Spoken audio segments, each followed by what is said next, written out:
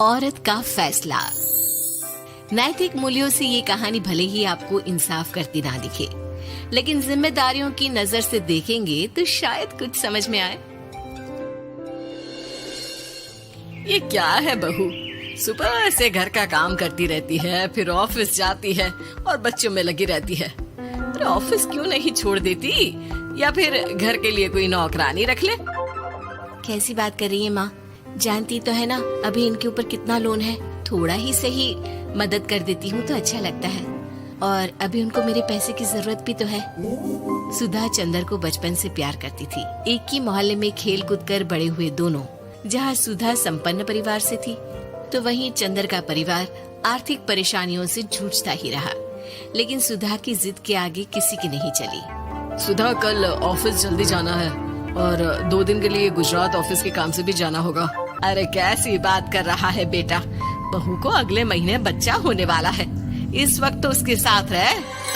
अरे कोई बात नहीं ना माँ, उनको जरूरी काम होगा, वरना मेरा चंदर ऐसे वक्त में मुझे छोड़कर कभी नहीं जाता। चंदर सुबह घर से निकलता तो आधी रात को घर में घुसता, वो भी शराब के नशे में। चंदर की माँ उसे खूब समझाती। अरे माँ, देख रही हो ना कितना कर्जा है सर पर, काम करना पड़ता है। दिन रात काम नहीं करूँगा तो घर कैसे चलेगा। अरे लेकिन बहू को भी तो देख लिया कर, इस हालत में भी घर का बाहर का सारा काम करती है। चंदर तो जैसे माँ की बात सुनकर भी अनसुना कर देता है। ऑफिस के बाद चंदर का फोन माँ के पास आता है। माँ, वो ऑफिस के काम से आज रात के लिए पास के शहर के ऑफिस जाना पड़ रहा है, कल सुबह आ जाऊंगा। सुधा रात को कमरे में सो रही होती है कि उसके पेट में दर्द होता है। सुधा चंदर को वीडियो कॉल करती है। इनको फोन कर लो, शायद कुछ आराम मिले। लेकिन 10 बार फोन करने पर भी वो सुधा का फोन नहीं उठाता। ऑफिस के काम से गए हैं, हो सकता है बिजी हो। कितनी मेहनत कर रहे हैं हम लोगों के लिए। सुधा सो तो जाती है, लेकिन अकेले उसे कमरे में डर लगता है। अगले रोज चंदर घर आता है, जहाँ सुधा ऑफिस जाने के लिए तैयार हो रही थी। तुम आज भी ऑफिस जाओगे? कल रात भर तो ड्यूटी की है, थक जाओगे, छुट्टी ले लो ना। अरे नहीं नहीं, कैसी बात कर रही हो, ये तो पॉसिबल ही नहीं है। अच्छा रुको, मैं जल्दी से तुम्हारा खाना और नाश्ता बना देती हूँ। बेचारी सुधा ऑफिस जाना छोड़कर लग जाती है पति के लिए खाना बनाने, उसके कपड़े प्रेस करने और जरूरत का सामान मुहैया कराने के लिए। हो सके तो रात की ड्यूटी मत लिया करो ना, मुझे बहुत डर लगता है। अरे यार क्या है, तुम तो ऐसे बिहेव कर रही हो कि तुम ही अकेली हो जिसे बच्चा होने वाला है। इतने लोगों के पति जो काम के सिलसिले में बाहर होते हैं, उनका क्या?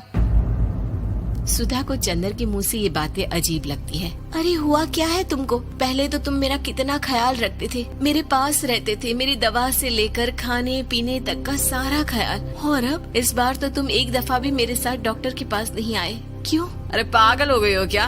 पागल वाली बात कर रही हो। काम धंधा देखो या फिर तुम्हें लेकर टहलता फिरूं। और मुझे शुक्रवार की रात को काम से निकलना है, सोमवार आऊंगा।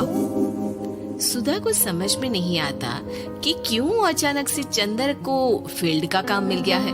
लेकिन एक दिन, सुधा, मैं और चंदर जरा एक रिश्तेदार के घर जा रहे हैं, तुम भी तैयार हो जाओ, घर में अकेली कैसी रहोगी। अरे नहीं नहीं, इस हालत में इसे लेकर जाना ठीक नहीं है। अरे लेकिन मैं ऑफिस भी तो जाती हूँ, फिर घर में अकेले। चंदर उसकी कोई बात नहीं सुनता। वो सीधा कार निकाल कर माँ को लेकर चला जाता है। सुधा घर के काम में लग जाती है कि अचानक उसकी नजर चंदर के बैग पर पड़ती है, जिसमें एक कागज दिखाई देता है। इनके कागज भी ना इधर उधर फैले होते हैं, एक भी खो जाएगा तो बवाल करेंगे।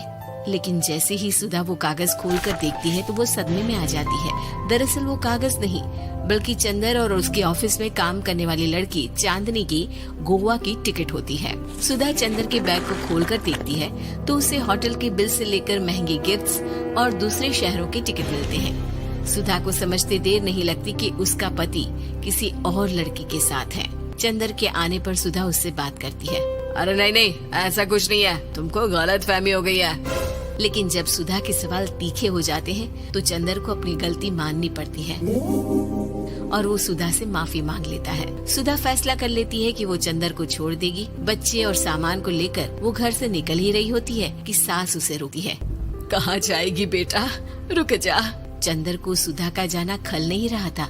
वो झूठे मुंह भी उसे रोकने की कोशिश ही नहीं कर रहा था। सुधा चंदर को देखती है और मायके चली जाती है। मायके में माँ कहती है, अरे आज से कैसे घर छोड़कर आ गई? कौन सा चंदर तुझे छोड़ रहा था? माफी तो मांग ली थी ना। देखो बेटा, बेटी डोली में जाती है और अर्थी में ही निकलती है। पर पापा, मेरा आत्मसम्मान, उसका क्या? आपने मुझे पढ़ाया लिखाया है, इस लायक बनाया कि मैं खुद का खर्चा उठा सकूं, बेटी को पढ़ा सकूं, एक अच्छा जीवन पाऊं। अरे लेकिन पति की जरूरत तो होती है ना सुधा दीदी, और अगर आपको नहीं है तो इस बच्ची का सोचो जो अपने पिता से इस कदर जुड़ी है। आने वाले बच्चे की सोचो जिसके आने से पहले ही आपने पिता का प्यार से दूर करने की सोच ली। सुधा फोन देखती है लेकिन चंदर का कोई कॉल नहीं होता। वो समझ नहीं पाती कि अपने आत्मसम्मान के बारे में सोचे या बच्चों के बारे में। मम्मी, हम नाना नानी के घर से दादी और पापा के पास कब जाएंगे? नहीं जाएंगे बेटा, अब यहीं रहेंगे। नहीं मम्मी, मैं पापा के पास जाऊंगी, मुझे दादी के साथ रहना है। और मेरे साथ? हाँ, आपके साथ भी तो, सबके साथ माँ। देखो सुधा दीदी, आपके सर पर पिता का साया होना जरूरी होता है। अपने घमंड के लिए पिता और बेटी को अलग मत करो। सुधा अब सामान उठाकर अपने ससुराल जाने लगती है, लेकिन मन में सवाल रह जाता है कि जिसे दुनिया घमंड समझ रही है वो उसका आत्मसम्मान था। चंदन ने माफी जरूर मांगी, लेकिन कभी ये एहसास नहीं दिलाया कि वो सिर्फ उसी का है।